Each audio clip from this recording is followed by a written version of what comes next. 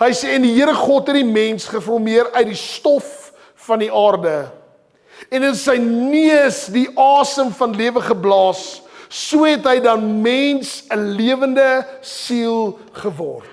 My vriend, jy is niks sonder die asem van God nie. Partykeer dan het ek sulke pyne en skete, kom ek agter, Jesus, ek begin nou oud word, man. Verstaan jy?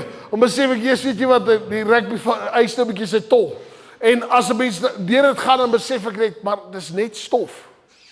Wat verwag ons van hierdie liggaam? Wat verwag jy van hierdie liggaam? Dit meen God kan nie genees nie, ek glo die Here kan genees, ek verseker en I've seen dit. Maar dis net stof. Die ding is, terwyl ons asem het, het jy iets van God in jou lewe. Lyk dit of jy God in jou lewe het terwyl jy asem het?